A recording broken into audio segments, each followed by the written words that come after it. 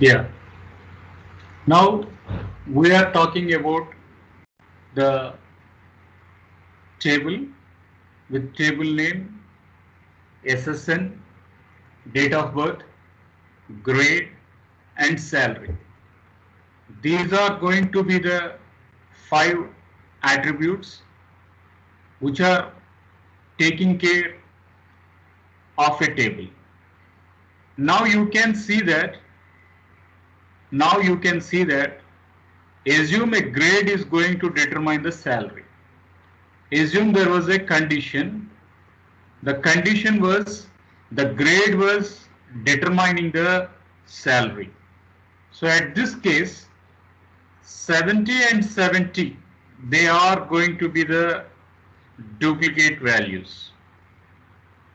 70 and 70, they are going to be the duplicate values.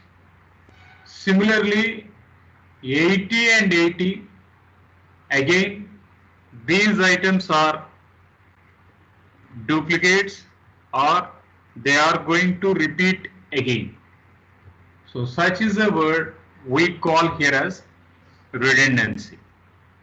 So when a redundancy is going to happen, there is a duplicacy of data and it is going to create several problems which is associated with the relational schema, which it is associated with the relational schema. So now when we are going to have the problems which are going to create or cause with redundancy, it will be data inconsistency, memory fragmentation, and anomalies.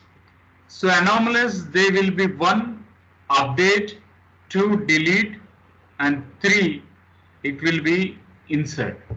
So due to duplicate values, what will be the problems? The problems will be 1, data will be inconsistent.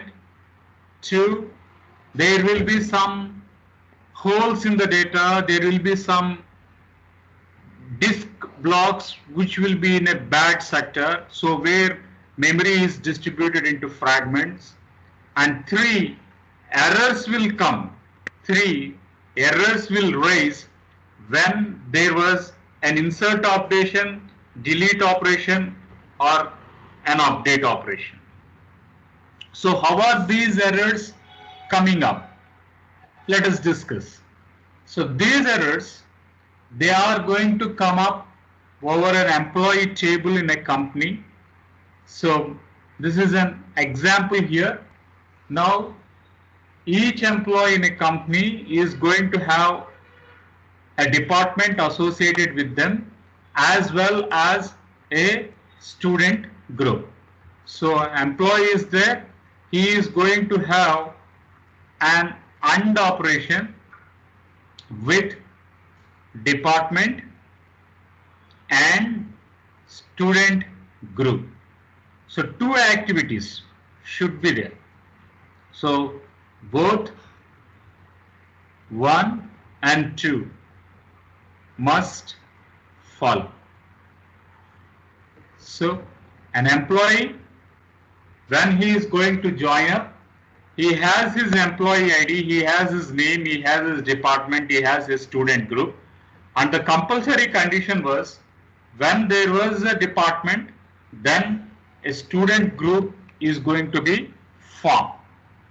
Now, what will be the duplicates here? What will be the duplicates here? So now you can see the duplicate value 456. Duplicate value 456. So 456 Anand record up to department is duplicate. That it is going to repeat for 2 times. Similarly, Similarly, you can see one more record, that is 234 is also going to repeat for 2 times. So data is going to be more and it is going to be duplicate. So as mentioned, we need to fix up these anomalies. We need to fix up these anomalies. That is either update, delete or insert.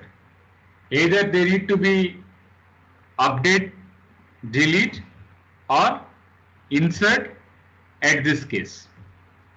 Now, when we are going to work up with this update anomaly, it is a data inconsistent that results from data redundancy and partial update. So as far as an update is going to happen, when there was an update, then data was inconsistent, data was duplicates, data was wrong, data was unstable, or data we are going to call here as partial. So now, what was the example here? If Anand's department is an error, it must be updated at least 2 times, right? It is updated 2 times. And there will be a inconsistent data. So there you are going to get the duplicate here. And if the user performing the update does not realize his data, then it is going to store up the duplicate. So when an insert is going to happen, the Anand's department is going to be repeated for 2 times. Why a person's record should be in a department 2 times? It should be only 1 time, right? So I can have 456 Anand CIS PST Group 1, 456 Anand CIS Technology Org. Similarly, 234 BRAC Marketing Club, and then I can go with Marketing Club. So there is no need of duplicate values. So this is a duplicate value. So that duplicate need to be updated and only one instance of a data need to be looked up. So that is where one of a error is going to come. Next one. Coming to this part, deletion anomaly. So okay, if we are going to apply a delete anomaly, so it is an unintended loss of data due to delete of others. That means if I am going to delete the record, if we are going to say that the student group is disbanded or deleted, the student group is going to be disbanded or deleted, then James and account department would cease to exist. So obviously we are going to have this PST club. We are going to have the PST club. So PST club, if it is going to be deleted, if student group attribute data, that is PST club, is deleted, then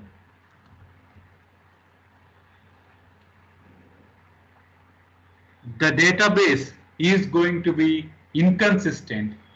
And the second thing was, then James or Anand student group value is deleted. So that is again one more inconsistent, it is going to rise up. Third thing, let us look into the third aspect called as insert anomaly. So in this insert anomaly, So it is an ability, it is an inability to add data to the database due to absence of other data. That means other useless information is added here. Other useless information is going to be added, and which we are going to call it as an insert anomaly.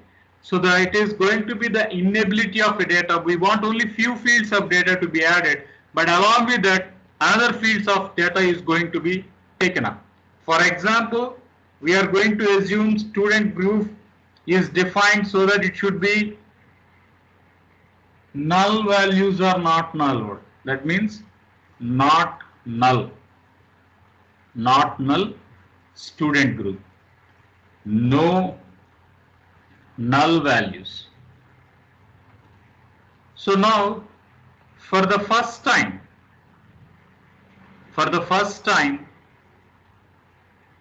an employee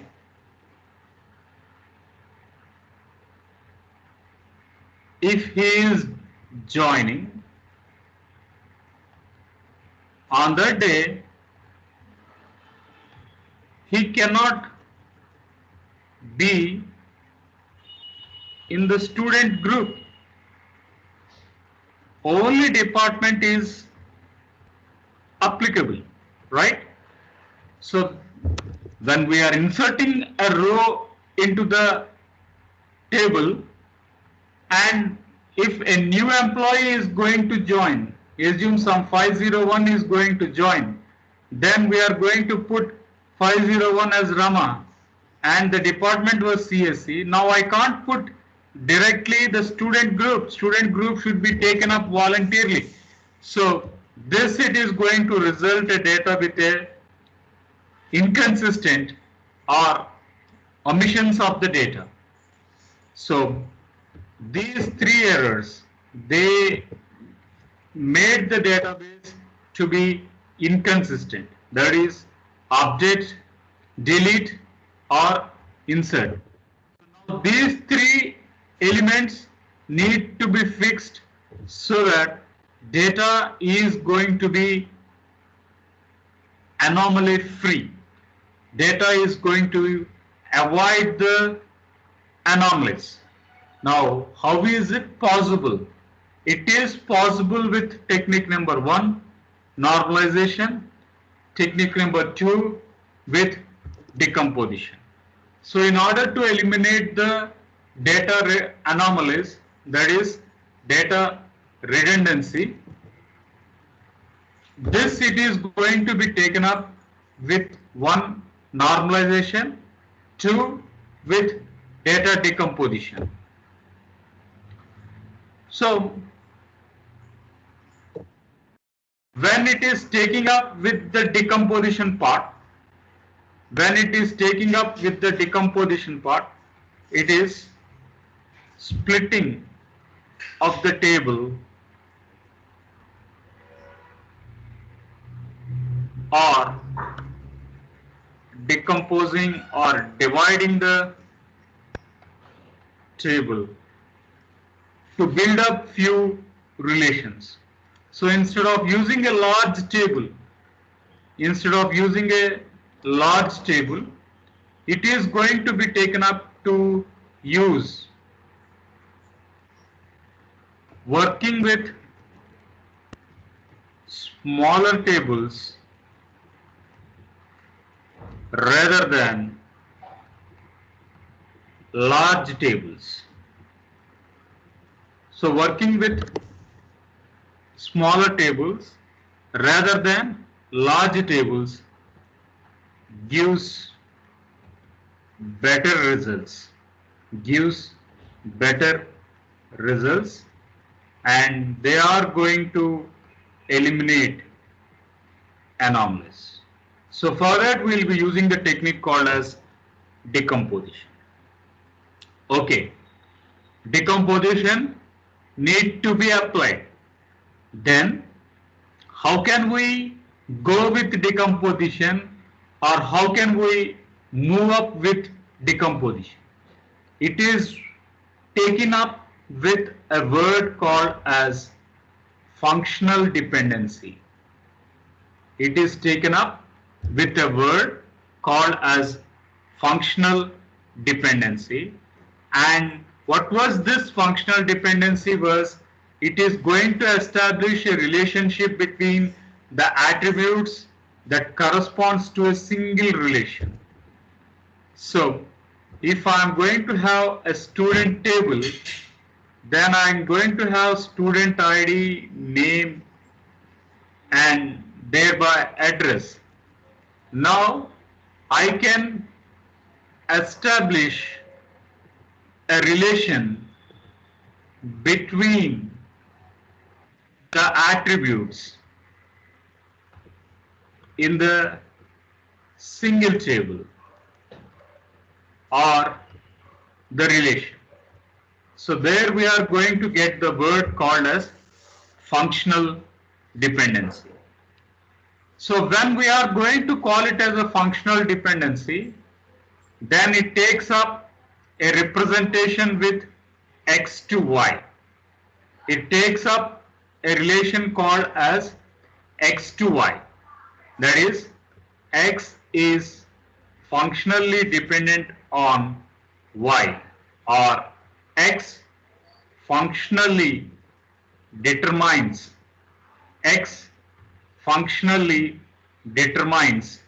the value of y. So we will say here is a functional dependency between x and y. So where we are going to represent the functional dependency with a word called as fd. Now, how we are going to take up? Assume that x and y are going to be the set of attributes in a relation.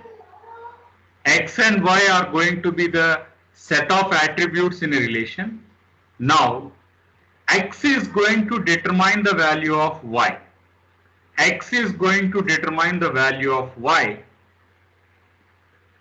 and y is dependent on x. So if we are going to have an employee ID, then there is an employee name. So employee name is going to be dependent on employee ID. So similarly, one more example. So there was a functional dependency, or there is a functionality determination between employee ID and employee name. Similarly, there is another example here. A student can have only one date of birth year. So now student can have only a birth year. So at this case, birth value is functionally dependent on the student. S value is going to have a functional dependency over S. So the births, they are implicitly dependent on a relation called as an FD, on a relation called as an FD. Now, let us see the second word, that is fully functional dependency. Fully functional dependency. Now, in this example, roll number, mark, subject marks, roll number and subject marks, they are bringing the consolidated marks. In this example, roll number and subject marks, they are bringing the total marks. Now, x and y are attributes of an entity set in a table, and y is functionally dependent on x, but not on the proper subset of x.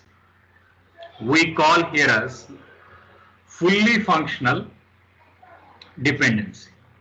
That means roll number to marks and subject marks to marks, and there is no relationship at all between roll number and subject marks. So fully functional is that Fully functional is that x and y of an attribute in a table in such that y is fully functional only on x but not on proper subset of x. So there is no much relationship between RNO and marks, but both of them they are going to operate and they are going to get the marks. So at this case we can say roll number and subject they are fully functional dependent on marks. Roll number, subject they are fully functionally dependent on marks. Next comes the partial functional dependency. So in this partial functional dependency, we assume that x and y are going to be the attributes of an entity set in a table, and y is functionally dependent only on x, and it is going to eliminate some of the attributes from x, doesn't affect the dependency. That means if we are going to delete any attributes in this, now there is no harm. That is, if any attribute is deleted, it will not affect the functional dependent value. It is not going to affect the functional dependent value. So employee ID, it is going to give up salary. Similarly, employee name, it is going to give up salary. So we have a partial functional dependency at this case. So one we call it as functional dependency, second one we call it as fully functional dependency, third we are going to call it as partial functional dependency. So in partial dependency, if one of an attribute is going to be lost but still other attributes are there to bring up the relation. In fully functional dependency, the outcome is purely based on only one attribute independently. But as far as functional dependency is going to concern, there is no subsetting concept. Purely the value is going to be dependent on the other. So this is how the three values are going to take up. So now we will pause at this case, and then we will stop at this case, and we will work on